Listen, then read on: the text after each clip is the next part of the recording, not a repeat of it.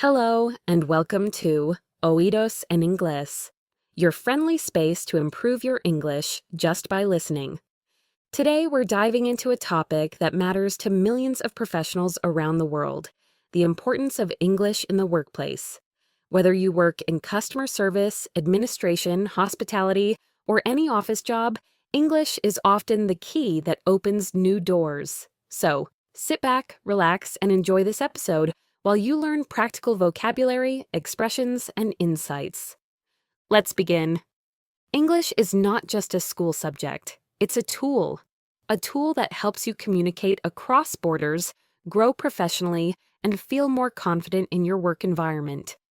In today's global world, English is used every day in emails, meetings, customer interactions, and even job interviews, especially in multinational companies. But why exactly is English so important at work? First, let's talk about communication. English is the most widely used language in international business. That means that if you work with international clients or coworkers, English will most likely be the common language. Even if your company is local, you might still need to send emails, attend video calls, or write reports in English. And when you can do that well, you become more valuable to your team. For example, imagine you work in a hotel in Mexico. Most of your guests speak Spanish, but many also speak English.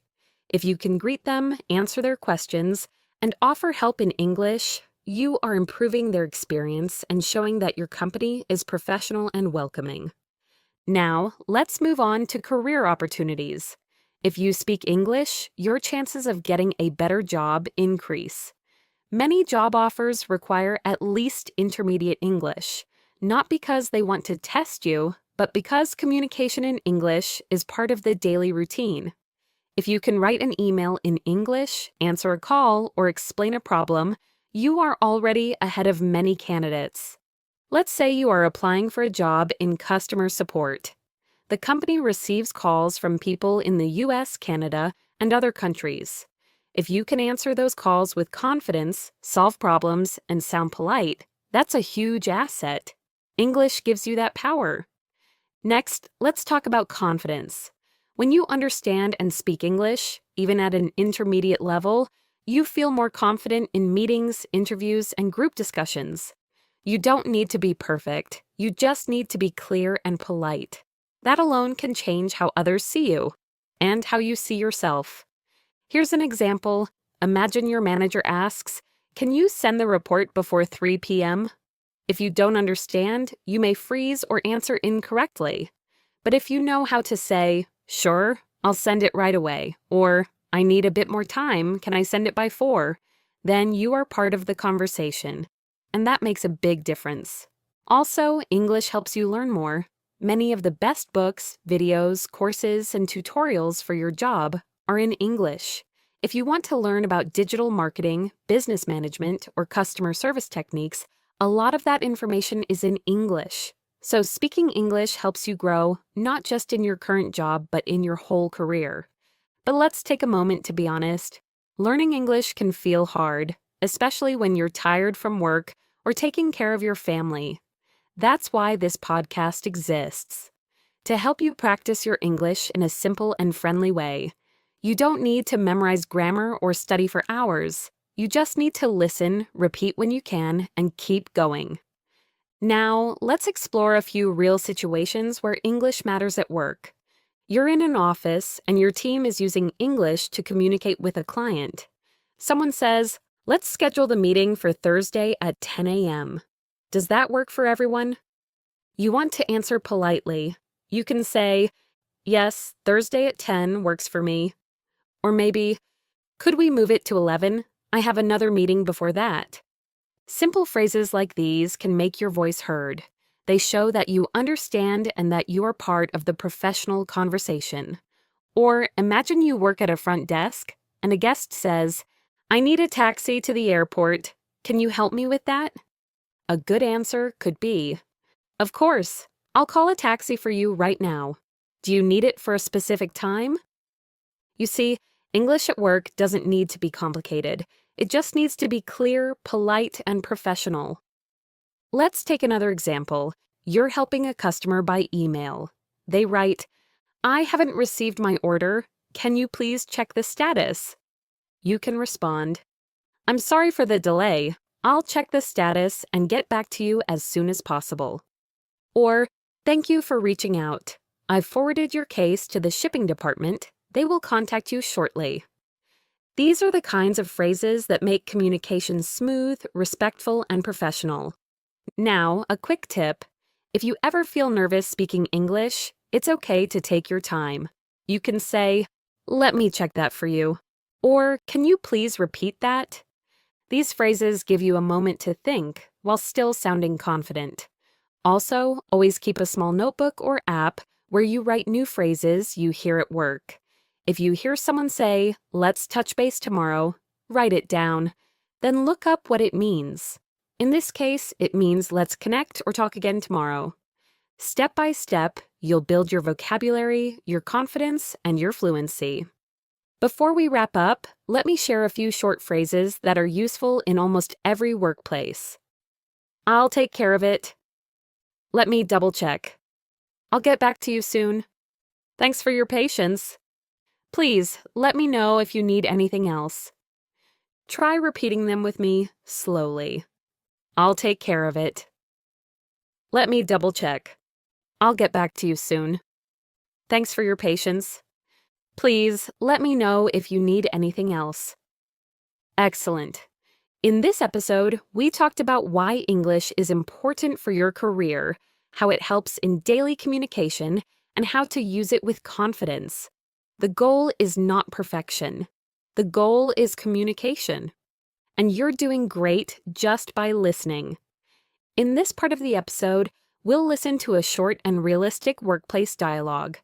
The goal is to show you how the phrases from the previous chapter are used in real-life situations.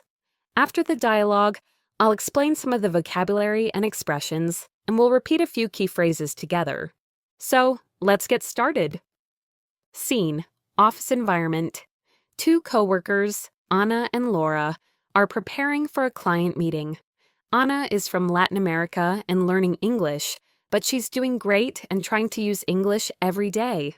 Laura is a native speaker and they work together on the same team. Let's listen to their conversation. "Hey, Anna, do you have a minute?" "Sure, what's up?" "I wanted to check if everything's ready for the client meeting this afternoon." "Almost. I'm just finishing the report. I'll send it right away when it's done." "Perfect. Can you send it before 3 p.m.? "Yes, no problem. I'll take care of it." "Awesome. Also, do you know if James confirmed the meeting time?" I'm not sure. Let me double check and get back to you." "Great, thanks. By the way, I spoke with the client this morning. They're expecting the final proposal too." "Oh, I didn't know that. I'll prepare it after I finish the report." "Sounds good. Let me know if you need anything." "Will do. Thanks, Laura. Now let's break it down and look at the useful phrases they used. Do you have a minute?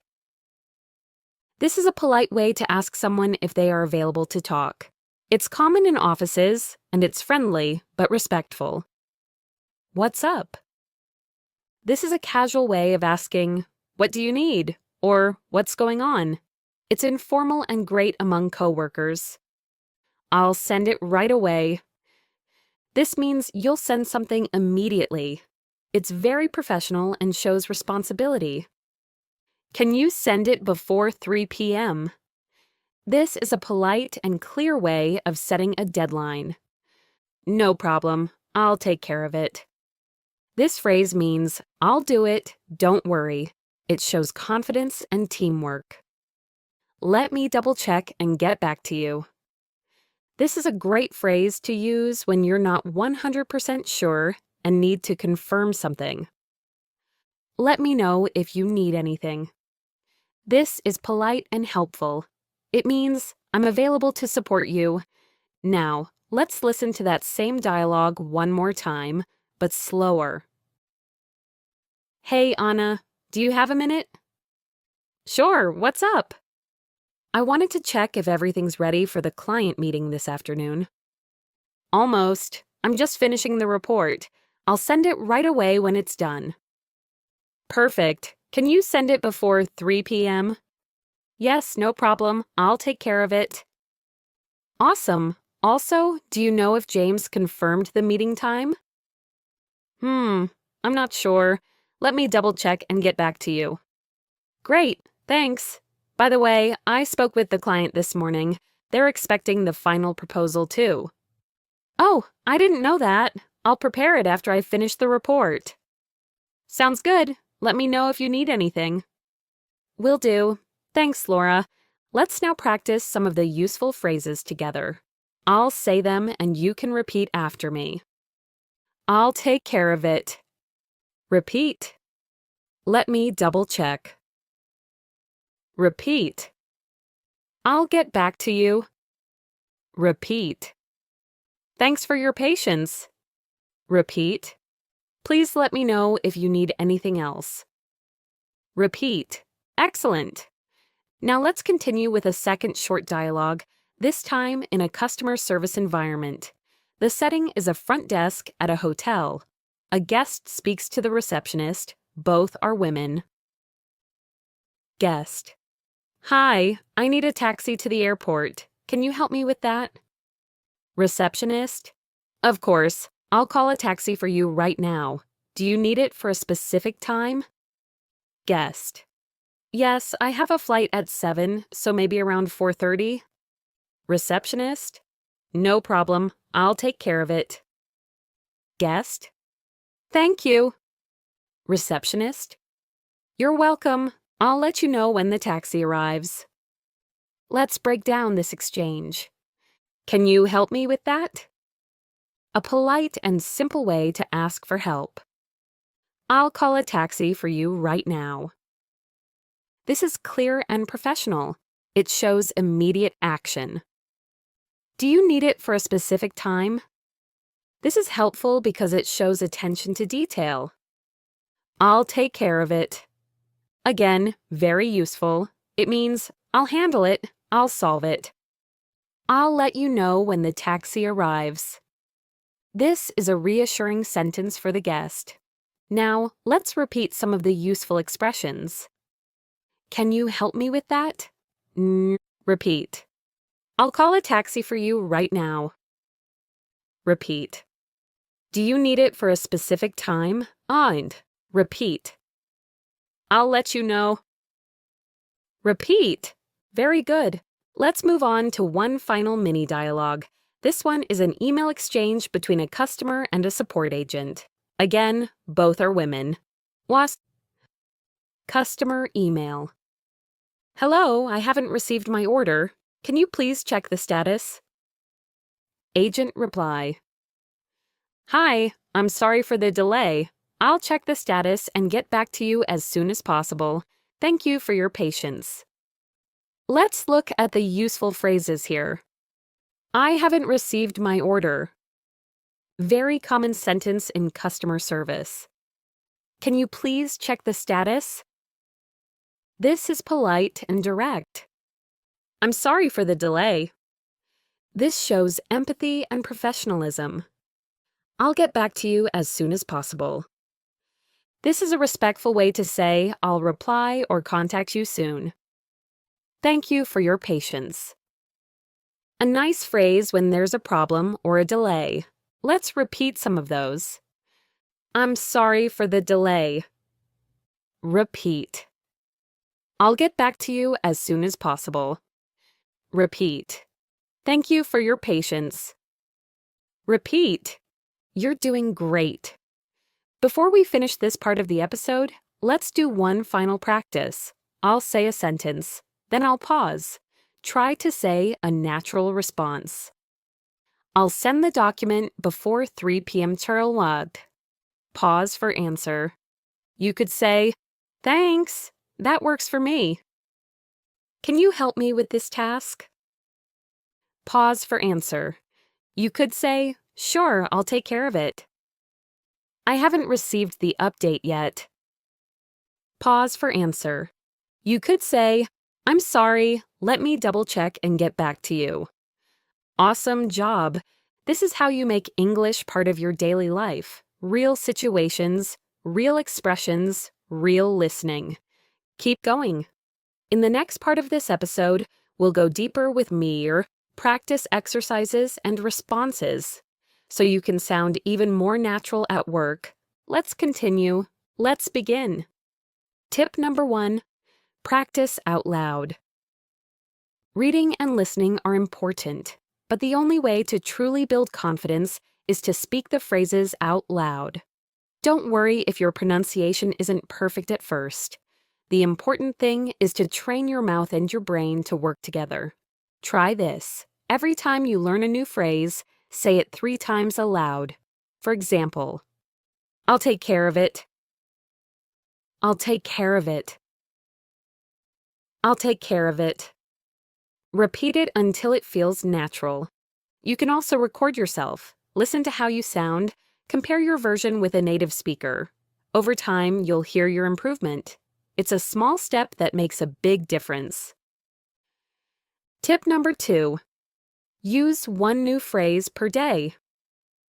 You don't need to use all the phrases at once. Just pick one and try to use it in a real situation that day. For example, let's say your phrase for the day is, "Let me know if you need anything." You can use it at the end of an email, or when you finish a phone call, or after a meeting with a colleague. The more you use a phrase, the more natural it becomes. Tip number 3, connect the phrase to a situation. It's easier to remember language when it's tied to an emotion or event. Think of a phrase like, "I'll get back to you." Now imagine this. You're in a meeting, someone asks you a question, and you're not sure of the answer. You say, "I'm not sure, I'll get back to you." Picture that moment clearly. What's on the table? Who's in the room? How do you feel? This visualization makes the phrase more powerful and easier to remember. Tip number 4, don't fear making mistakes. A lot of learners feel nervous using new phrases because they're afraid of saying something wrong. But guess what? Most people are kind. They appreciate your effort. In a work environment, communication is the goal, not perfection. If you accidentally say, "I take care of it," instead of, "I'll take care of it," that's okay. The message is still clear. The more you try, the faster you grow. Tip number 5, learn the rhythm, not just the words. English has a rhythm. The tone and flow help make phrases sound natural. Listen, can you send it before 3 p.m.? Notice how the stress is on send and 3 p.m. Try to repeat the phrase with the same rhythm. Can you send it before 3 p.m.? It's not about speaking fast, it's about speaking clearly and naturally. You can even tap your hand or fingers to the rhythm as you say the phrase. It helps connect sound with movement. Tip number 6, use mirror practice. Stand in front of a mirror, look at yourself, say the phrase like you're in a real conversation. This builds confidence in 2 ways. You practice speaking, you practice using body language. When you say, "Let me double check and get back to you," look at your reflection, smile, keep your posture calm and confident. This makes it easier to say the phrase in real life with real people. Tip number 7, write them down in your own words. Take a new phrase and write a short message or email using it. For example, phrase, "Thanks for your patience." Email version, "Hi Maria, thanks for your patience. I'm still reviewing the files and I'll send them by the end of the day." Writing helps fix the phrase in your memory, and it prepares you for real situations. You can even create your own phrasebook, just 1 phrase per page, with examples. Alright. Tip number 8, use fillers to give yourself time. Sometimes you want to use a new phrase, but you need a second to remember it. That's totally fine. Use simple filler expressions like, "Let me think," "Give me a second," Okay, so these are natural in English, and they give your brain a short pause to organize your thoughts. So instead of freezing, you can say, "Let me think. I'll double check and get back to you." That sounds confident and clear. Tip number 9. Observe how native speakers use them. Pay attention in meetings, emails, and videos. How do native speakers use these expressions? You might hear, "Hey, just checking in to see if you had a chance to review this." Or, "Thanks for following up." Or, "Please don't hesitate to reach out." Write down the ones you like. Try using them yourself next time. Imitation is a powerful tool for language learning. Tip number 10. Be proud of your progress. Every time you use a new phrase, that's a win. Celebrate it. Say it out loud. I used English at work today. I sent an email with a new phrase. I had a conversation and it went well. Small actions create big confidence. Let's review. To use work phrases with confidence, practice out loud. Use one phrase per day. Connect to real situations. Don't fear mistakes. Learn the rhythm. Practice in the mirror. Write your own examples. Use fillers for time. Observe and imitate. Be proud of your progress. Now let's do a final quick repetition of some key phrases. You repeat after me. I'll take care of it. Repeat. Let me double check and get back to you. Repeat. Thanks for your patience. Repeat. Can you send it before 3 p.m.? Repeat. Let me know if you need anything else. Repeat. Excellent job. These tips will help you sound more natural, speak with more ease, and feel more confident every time you use English at work. Thank you so much for joining me today on Oídos en Inglés. If you enjoyed this episode, please like the video, subscribe to the channel, and hit the bell so you don't miss future listening sessions. See you in the next one. And remember, you don't need to study hard. You just need to listen, enjoy, and keep practicing. Bye for now.